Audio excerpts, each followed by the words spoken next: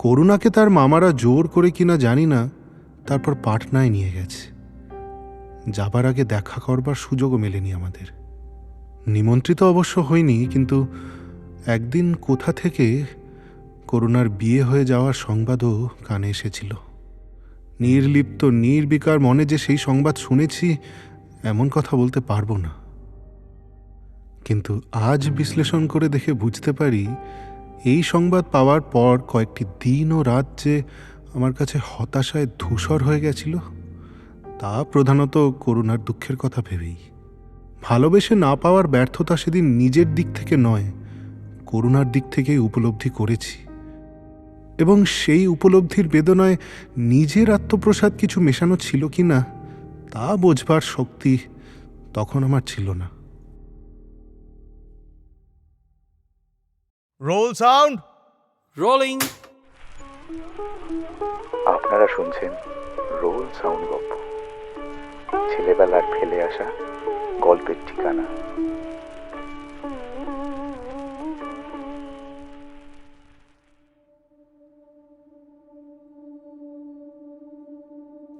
Valentine's day উপলক্ষে roll sound গপ্প আপনাদের জন্য নিয়ে এসেছে প্রেমেন্দ্র মিত্রের কালজয়ী ছোট গল্প জনৈক কাপুরুষের কাহিনী, যাকে আমরা নাম দিয়েছি কাপুরুষ।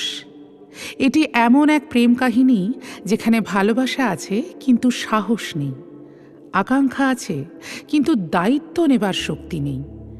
এখানে নায়ককেই হয়তো খলনায়ক মনে হয়, কিন্তু আসলে সে শুধুই ভীষণ মানবিক। এই গল্পের শক্তি এতটাই গভীর যে 60-এর দশকে সত্যজিৎ রায় নিজেই এটিকে রূপ দিয়েছিলেন চলচ্চিত্রে কাপুরুষ, যেখানে অভিনয় করেছিলেন মাধবী মুখোপাধ্যায়, সৌমিত্র চট্টোপাধ্যায় এবং হারাধন বন্দ্যোপাধ্যায়। সেই ছবিও আমাদের শিখিয়েছে কিছু প্রেম ব্যর্থ হয় অন্য কারো জন্য নয়, নিজের ভয়ের জন্য। গল্পটির স্রষ্টা প্রেমেন্দ্র মিত্র বাংলা সাহিত্যের এক বহুমাত্রিক প্রতিভা, কবি, কথাসাহিত্যিক, বিজ্ঞান কল্পকাহিনীর পথিকৃৎ, আবার গভীর মনস্তাত্ত্বিক গল্পের নির্মাতা। তার লেখায় প্রেম কখনো রোম্যান্টিক আবেশ নয়, বরং তা মানুষের চরিত্রকে উন্মোচন করার এক নির্মম আয়না। এই ভ্যালেন্টাইন্স ডেতে ফুল আর চকলেটের বাইরে এসে শুনুন একটি প্রশ্নবোধক প্রেমের গল্প। শুনুন কাপুরুষ। আপনারা যদি আমাদের পর্বগুলি স্পটিফাই, অ্যাপল মিউজিক বা অ্যামাজন প্রাইম মিউজিকে শুনে থাকেন, তাহলে অবশ্যই আমাদের পডকাস্টটিকে ফলো করে দিন, আর আমাদের ইউটিউব চ্যানেলটিকেও সাবস্ক্রাইব করে দিন, কারণ প্রতিটি এপিসোড কিন্তু এক সপ্তাহ আগেই আপনারা ইউটিউবে পেয়ে যাবেন।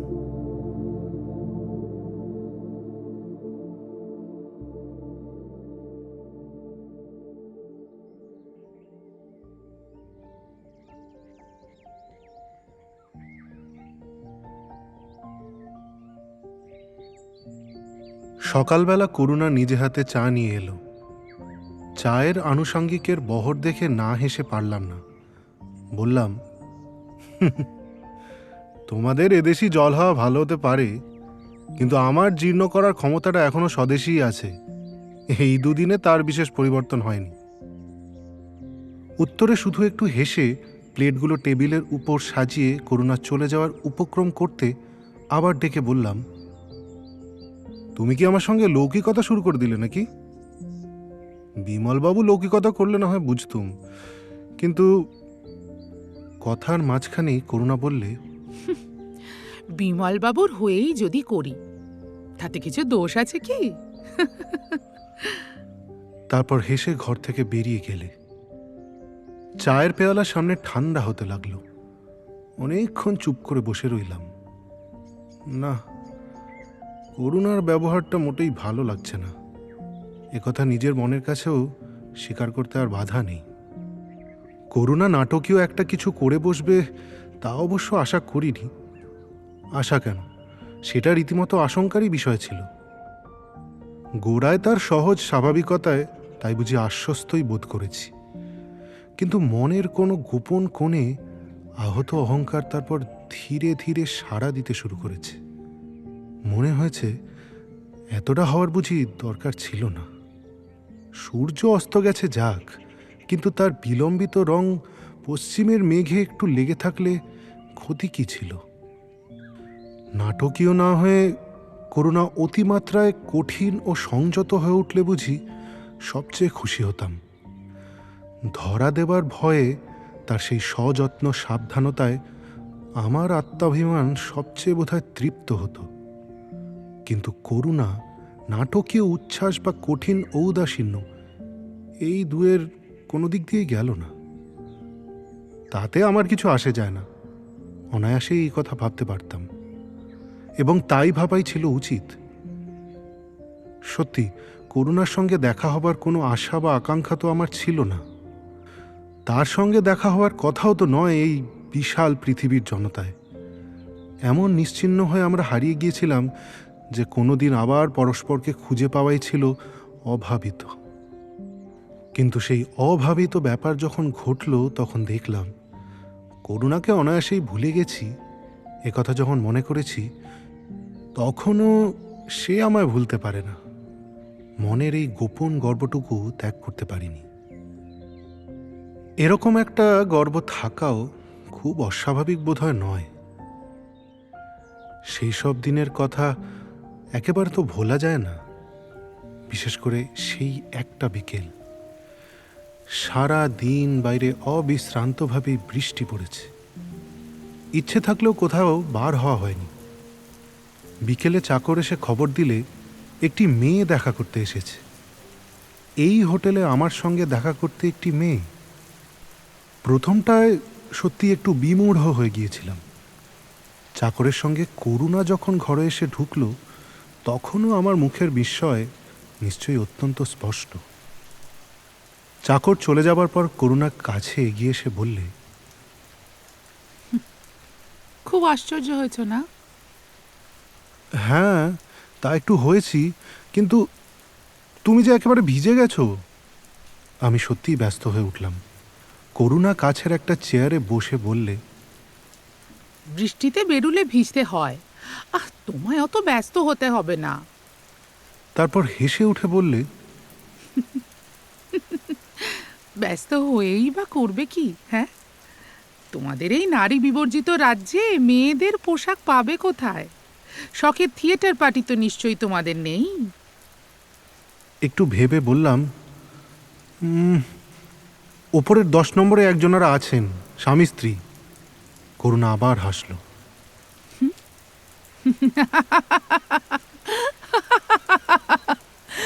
তাদের কাছে শাড়ি ব্লাউজ চাইতে যাবে? কি বলে চাইবে? তারপর হাসি থামিয়ে গম্ভীর হয়ে বলল, তার চেয়ে ভিজে কাপড়েই আমি বেশ আছি। আমার অসুখ করবে না, ভয় নেই। অগত্যা তার পাশে গিয়ে বসলাম। আমি কোনো প্রশ্ন করবার আগেই সে আবার বলল, ভাবছ এমনভাবে এখানে আসার মানে কি? কেমন? এবারও কোনো উত্তর দিলাম না। করুণা খানিকক্ষণের জন্য কেমন যেন অন্যমনস্ক হয়ে গেছে মনে হলো।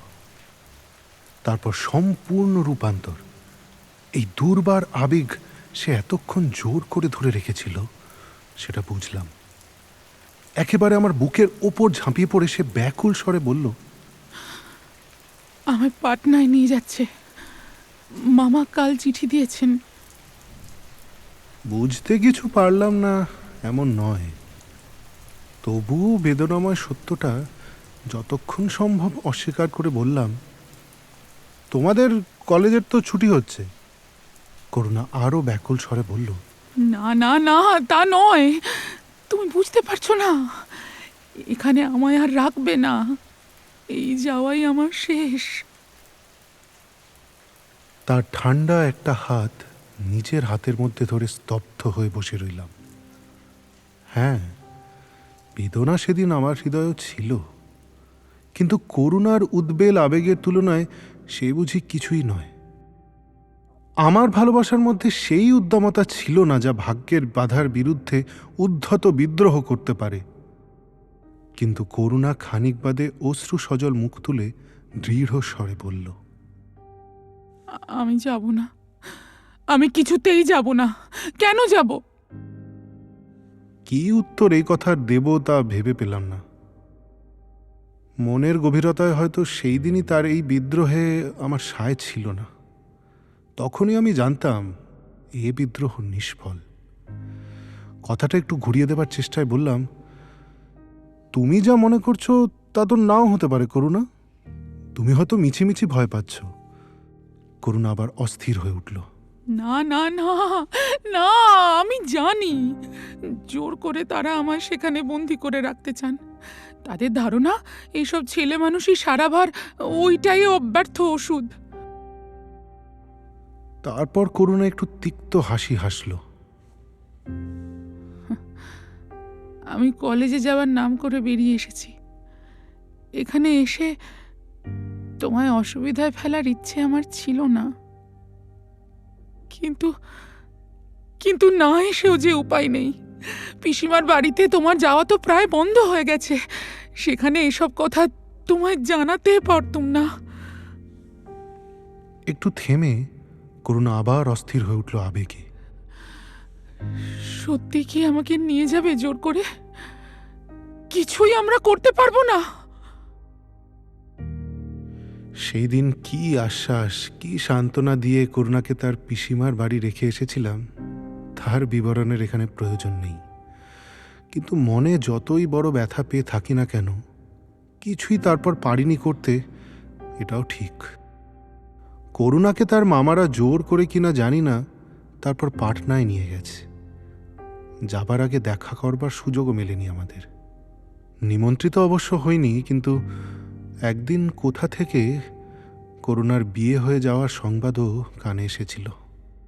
নির্লিপ্ত নির্বিকার মনে যে সেই সংবাদ শুনেছি এমন কথা বলতে পারবো না। কিন্তু আজ বিশ্লেষণ করে দেখে বুঝতে পারি, এই সংবাদ পাওয়ার পর কয়েকটি দিন ও রাত যে আমার কাছে হতাশায় ধূসর হয়ে গেছিল, তা প্রধানত করুণার দুঃখের কথা ভেবেই। ভালোবেসে না পাওয়ার ব্যর্থতা সেদিন নিজের দিক থেকে নয়, করুণার দিক থেকেই উপলব্ধি করেছি। এবং সেই উপলব্ধির বেদনায় নিজের আত্মপ্রসাদ কিছু মেশানো ছিল কি না তা বোঝবার শক্তি তখন আমার ছিল না।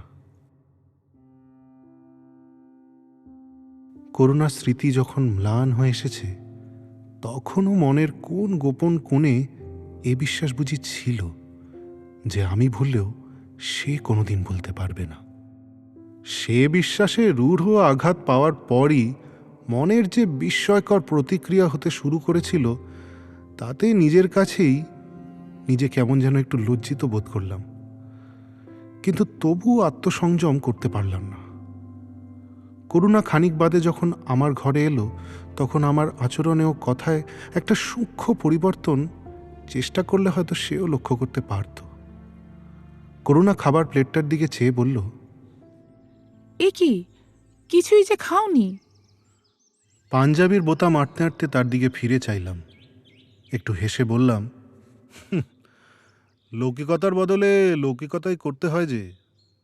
দুর্ভিক্ষ পীড়িতের মতো প্লেট সাফ করে ফেললে তুমি ভাবতে কি? তুমি এখনো সেই কথা ধরে বসে আছো? করুণার স্বর যেন একটু ক্ষুণ্ণ।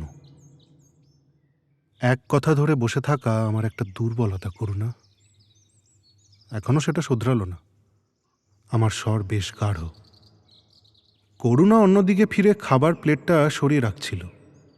তার মুখ দেখতে পেলাম না, কিন্তু যে উত্তর সে দিল তাতে সহজ কৌতুক ছাড়া আর কিছুরই আভাস নেই। আর সব দুর্বলতা তাহলে শুধরে ফেলেছ? আমার দিকে ফিরে করুণা আবার বলল, এ কি, এরই মধ্যে বেরোচ্ছ নাকি? হ্যাঁ, গাড়িটা কতদূর কি হলো এবার তো দেখতে হয়। তুমি দেখলেই তো সেটা তাড়াতাড়ি মেরামত হয়ে যাবে না। উনি তো খোঁজ নিয়ে আসবেন বলেছেন। ওর ফিরতে তো আর দেরি নেই, তোমায় থাকতেই বলে গেছে। সুতরাং ততক্ষণ তোমার সঙ্গে বসে গল্প করতে বলেছেন, তাই তো? হেসে বলবার চেষ্টা করলাম। সকৌতুক মুখভঙ্গি করে করুণা বলল, তা করতেই পারো। আমার স্বর বুঝি আপনা থেকেই বেশ গাঢ় হয়ে এসেছে। কি অনায়াসে বলে ফেললে, তাই না করুণা? এমন কি একটা কঠিন কথা যে অনায়াসে বলা যায় না? করুণার মুখে একাধারে হাসি ও বিস্ময়। এমন কিছু কঠিন নয় করুণা, সত্যি বলছো? আমার সঙ্গে একা বসে গল্প করতে তোমার ভয় করে না? আমার যে নিজেকে এখনো ভয় করে। হুম, তোমার মাথাটি বেশ খারাপ হয়েছে দেখতে পাচ্ছি। বলে হেসে আমায় বেশ একটু অপ্রস্তুত করে করুণা এবার বেরিয়ে গেল। দরজার কাছ থেকে ফিরে আবার বলল, শোনো, তুমি কিন্তু যেও না, আমি এখনই আসছি।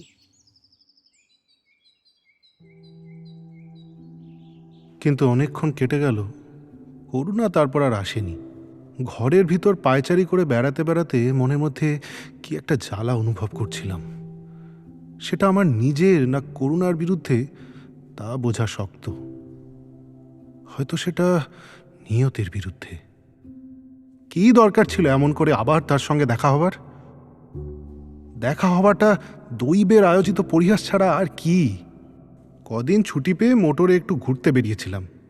কাল রাত্রে এই শহরের মাঝখানে এসে যখন তার কল হঠাৎ বিগড়ে গিয়েছিল, তখন জঙ্গলের পথে না হয়ে একটা ভদ্রগোছের শহরের মধ্যে দুর্ঘটনা ঘটেছে বলে ভাগ্যকে ধন্যবাদই জানিয়েছিলাম। ভবিষ্যৎটা তখন জানতে পারলে বোধহয় জঙ্গলের পথটাই শ্রেয় মনে করতাম। একে রাত্রিকাল, তাই অচেনা শহর, ডাকবাংলো ও স্টেশনের ওয়েটিং রুম থেকে দরিদ্রতম হোটেল পর্যন্ত টাঙা করে ঘুরে আশ্রয় না পেয়ে শেষে যে কারখানাতে মোটর মেরামত করতে দিয়েছিলাম সেখানেই ফিরে গিয়েছিলাম হতাশ হয়ে। সেখানেই বিমলবাবুর সঙ্গে পরিচয়। কাছাকাছির একটা কয়লার খনিতে তিনি কাজ করেন। সেখানকার কি একটা প্রয়োজনে এই কারখানায় এসেছিলেন। প্রবাসে বিপন্ন বাঙালির সাহায্যে তিনি নিজে থেকেই অগ্রসর হয়ে তার বাড়িতে রাত কাটাবার প্রস্তাব করেছিলেন। সামান্য একটু আপত্তি হয়তো করেছিলাম, কিন্তু তিনি তা শোনেননি। শহরের নির্জন এক প্রান্তে বিমলবাবুর বাড়ি। সেখানে পৌঁছে দেখা গিয়েছিল সমস্ত বাড়ি নিস্তব্ধ। দরজার কড়া নাড়তে নাড়তে বিমলবাবু বলেছিলেন, আসলে আজ আমার আসার কথা ছিল না কি না, চাকর বেটারা নিশ্চিন্ত হয়ে ঘুমোচ্ছে। খানিকক্ষণ পরে একটি মহিলাই লণ্ঠন হাতে এসে বাইরের দরজা খুলে নিদ্রা জড়িত স্বরে বলেছিলেন, বড় ঘুমিয়ে পড়েছিলাম গো, কিন্তু তুমি যে বলেছিলে আজ আসবে না। বিমলবাবু হেসে বলেছিলেন, আরে বরাতে একটা পরোপকারের পুণ্য ছিল, তাই বোধহয় আসার সুবিধা হয়ে গেল। আর কি জানো তো, আমি না এলে এই ভদ্রলোক একটু বিপদেই পড়তেন। অজানা শহর। করুণা এইবার আমাকে দেখতে পেয়েছিল। মাথায় ঘোমটা দিয়ে সরে যেতে গিয়ে হঠাৎ সে থমকে দাঁড়িয়ে পড়েছে। বিমলবাবু তখনও বলে চলেছেন, তুমি চাকরগুলোকে ডেকে দাও, বাইরের ঘরটা খুলে দিক, একটা বিছানাও ঠিক করে দিক।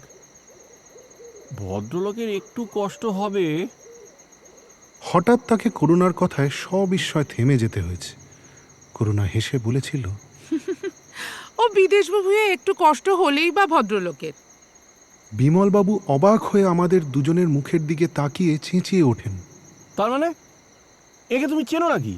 তা একটু চিনি বই কি। কি আশ্চর্য! করুণা হেসে উঠেছিল। আশ্চর্যটা কিসের? তোমার অচেনা বলে আমার চেনা হতে নেই? আচ্ছা, তোমার সঙ্গে তো মাত্র 3 বছর আমার বিয়ে হয়েছে নাকি? তার আগের 20 বছর কি আমি সলিটারি সেলে ছিলাম? হ্যাঁ, বিমলবাবু হেসে ফেলে বলেছিলেন, কিন্তু ভদ্রলোককে বাইরে ঠান্ডায় দাঁড় করিয়ে রেখে আমাদের দাম্পত্য জীবনের নমুনাটা না দেখালেই নয়। করুণা গম্ভীর হবার ভান করে বলেছিল, ও, আমি শুধু ঝগড়া করি? হ্যাঁ, এই তুমি বলতে চাও? এবার একটা কিছু বলা উচিত বলেই হাসবার চেষ্টা করে আমি সঙ্গে সঙ্গে বলেছিলাম, ব্যবসায়ী পেশা আমার বিমলবাবু, নমুনা দেখে আমি ভুলি না। এতদিন বাদে করুণার প্রথম আলাপের ধরনে তখনই মনে কোথায় আমার একটা খটকা লেগেছিল।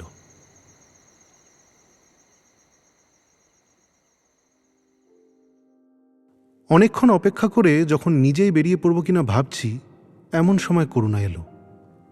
সাজ পোশাকের পরিবর্তন দেখে যা বলতে যাচ্ছিলাম, নিজে থেকেই তার উত্তর দিয়ে সে বললে, একটু বাইরে যেতে হবে, আসবে আমার সঙ্গে?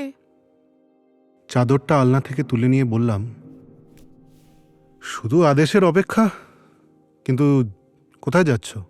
বাজার করতে। বলে করুণা হাসলে। বাজার করতে? অবাক হয়ে জিজ্ঞাসা করলাম। হ্যাঁ, আমি তো প্রায়ই যাই। এখানে চেঞ্জার ছাড়া বাসিন্দাদের মেয়েরা বড় একটা নিজেরা বাজারে যান না, কিন্তু আমি ওইসব মানি না। উনি না থাকলে আমি নিজেই চাকর বাকর নিয়ে বেরিয়ে পড়ি। কিন্তু বিমলবাবু তো আজ আছেন। ও, তোমায় বুঝি বলা হয়নি? উনি খবর পাঠিয়েছেন যে আজ আসতে পারবেন না, হঠাৎ বিশেষ জরুরি একটা কাজে আটকে পড়েছেন। করুণা বেশ সহজভাবেই কথাটা বলে গেল, কিন্তু আমি রাস্তার মাঝেই থমকে দাঁড়িয়ে পড়লাম। তাহলে? তাহলে আর কি, কিসের ভাবনা? উনি না থাকলে কি তোমার অযত্ন হবে? করুণার চোখে মুখে কৌতুকের দুষ্টু হাসি। তুমি রাস্তায় দাঁড়িয়ে ভাবতে শুরু করলে আমায় একাই এগিয়ে যেতে হবে যে। অগত্যা নীরবে তার সঙ্গে এগিয়ে যেতে হলো। এদিকের পথটা বেশ নির্জন, দূরে দূরে দু একটা বাড়ি, তারও অনেকগুলো খালি পড়ে আছে। লোক রাস্তায় প্রায় নেই বললেই হয়। খানিক দূর নীরবে চলার পর প্রশ্ন না করে আর পারলাম না, তা বিমলবাবু আজ রাতে ফিরবেন তো? বোধহয় না, এখন 2-4 দিন হয়তো সেখানেই থাকতে হবে। আবার নীরবে অনেকটা পথ পার হয়ে গেলাম। করুণা কয়েকবার আমার দিকে ফিরে তাকাবার পর হেসে বলল, কি ভাবছো এত গম্ভীরভাবে? হ্যাঁ, না, ভাবছি ভাবছি আজই আমায় চলে যেতে হবে। কিন্তু তোমার গাড়ি তো আজকের মধ্যে মেরামত হয়ে উঠবে না। গাড়ি এরা পরে পাঠিয়ে দেবে খন, আমি ট্রেনেই যাব। এত ব্যস্ত কেন? তোমার এখানে ভয় কিসের? রাস্তার মাঝে আবার দাঁড়িয়ে পড়লাম। বলেছি তো আমার ভয় আমায় নিজেকে নিয়ে। নিজেকে আমি বিশ্বাস করি না। করুণা এবার বেশ জোরেই হেসে উঠল।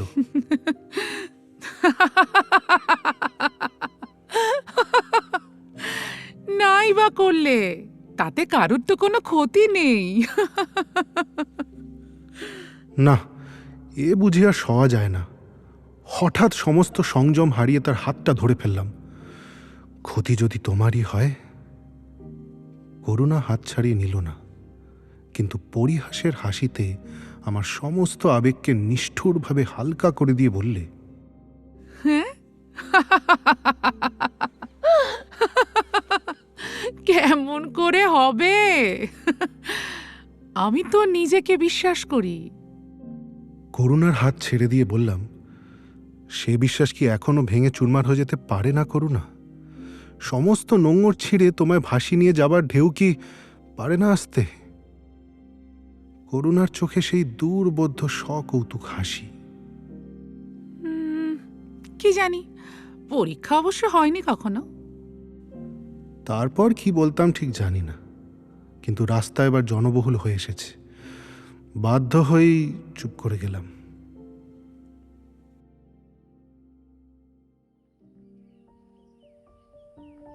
সকালে বাইরে বার হবার পোশাকে করুণার এক রূপ দেখেছিলাম।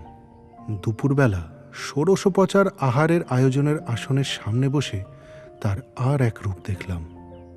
একটি সাদা সেমিজের ওপর লাল চওড়া কস্তা পাড় শাড়ি পরে আধ ঘন্টার পাশ দিয়ে ভিজে এলো চুল পিঠে এলিয়ে সে কাছে এসে বসল। এমন আশ্চর্য তাকে কোনোদিন লাগেনি। পাখাটা নাড়তে নাড়তে সে হেসে বলল, কি দেখছো? কখনো দেখোনি নাকি? মনে হচ্ছে সত্যিই কখনো দেখিনি। তা হতে পারে। বলে সে অদ্ভুতভাবে হাসল। তারপর জিজ্ঞাসা করল, আচ্ছা, আমার বাজার করা দেখে কি ভাবছিলে বলো তো?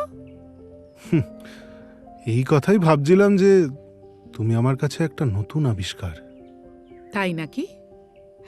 কিন্তু দোহাই, বেচারা কলম্বাসের দাবিটুকু উড়িয়ে দিও না যেন। কলম্বাসেরও আগেকার দাবি যদি থাকে। দাবি থাকলেও দলিল তো নেই। নিজের রসিকতায় করুণা নিজেই হেসে বাজিমাত করে দিল।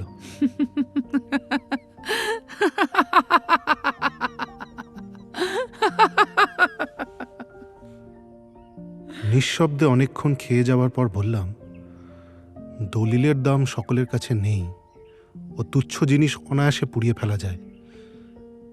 এবার করুণা হাসল না, আমার মুখের দিকে খানিক অদ্ভুতভাবে তাকিয়ে থেকে,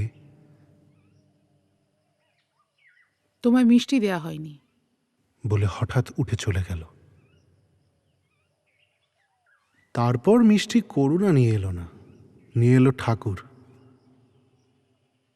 কিন্তু খানিক বাদে ঘরে সে নিজেই পান নিয়ে এলো এবং হঠাৎ বলে বসল, তুমি আজ সন্ধ্যের গাড়িতেই চলে যাচ্ছ, তাই তো? সবিস্ময়ে তার মুখের দিকে তাকালাম।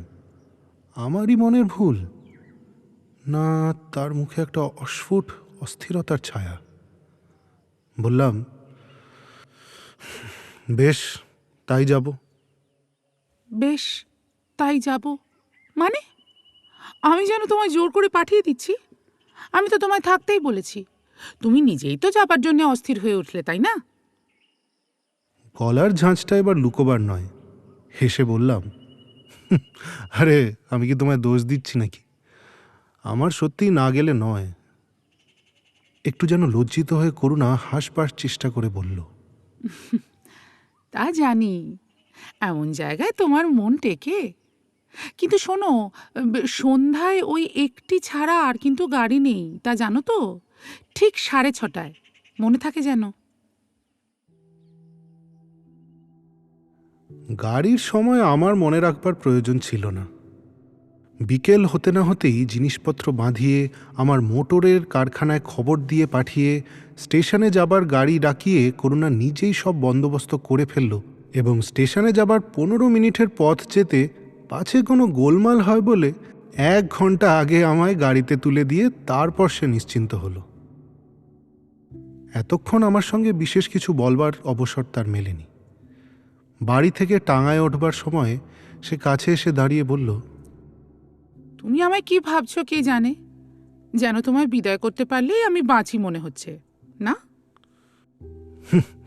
সেইটুকু ভেবেই যা কিছু সান্ত্বনা। করুণা হেসে উঠল। সান্ত্বনাটা এত সস্তা হলে আর সত্যিকার কিছু মেলে? হুম।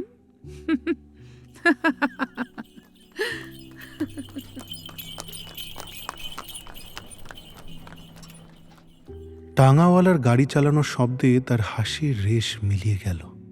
এই গল্পের শেষ ওইখানে হলেই হয়তো ভালো হতো, কিন্তু তা হলো কই। স্টেশনে যখন পৌঁছলাম তখনও ট্রেন আসতে অনেক দেরি।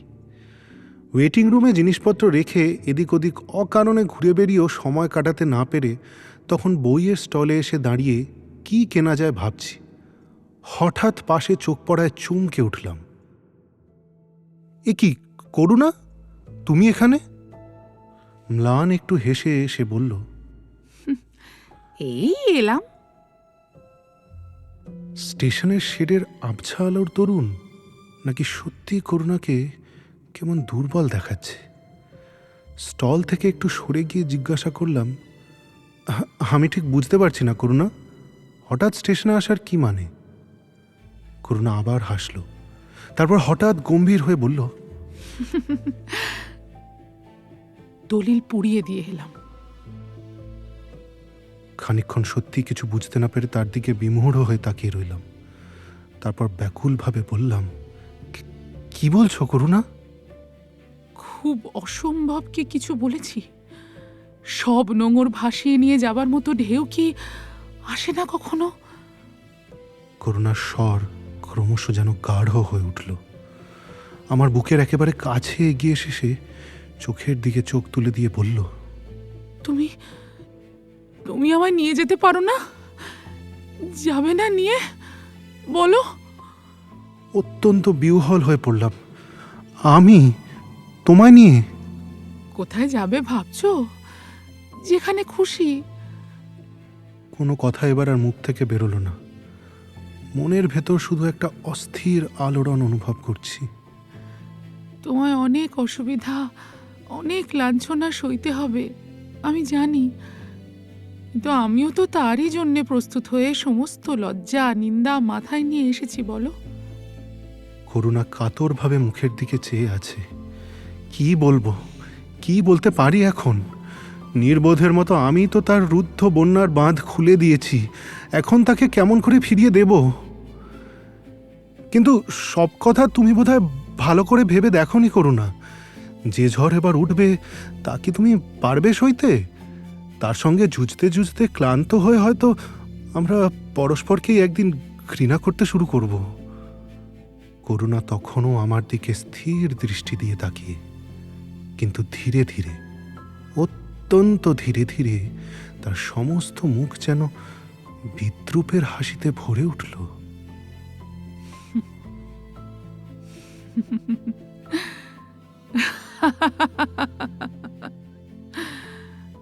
তোমার মূল্যবান উপদেশের জন্য ধন্যবাদ।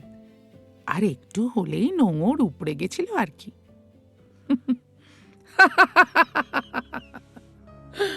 করুণা এবার সশব্দেই হেসে উঠল। অবাক হয়ে তার দিকে তাকালাম। সমস্তই কি তবে আমাকে বিদ্রূপ করার জন্য অভিনয়? করুণা সহজভাবে বলল, যাও, ট্রেন আসবার ঘন্টা পড়েছে। আমার ট্রেনেরও বোধহয় দেরি নেই। তোমার ট্রেন? পিসিমারা কলকাতা থেকে আসছেন, তারা বাড়ি চেনেন না, উনিও নেই, তাই নিজেই এলাম নিয়ে যেতে। শুনে খুব হতাশ হলে বুঝি?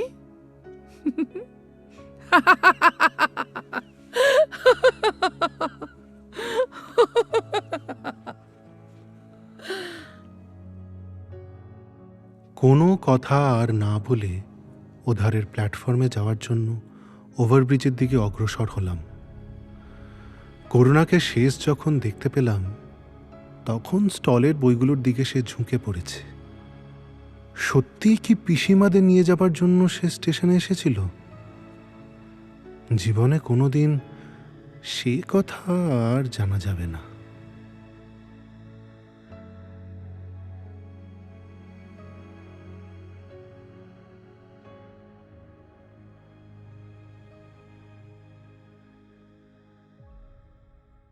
শেষ হলো আজকের গল্প প্রেমেন্দ্র মিত্রের লেখা কাপুরুষ। অভিনয়ে সম্মান রায়, অর্পিতা দে এবং নভনীল ভট্টাচার্য।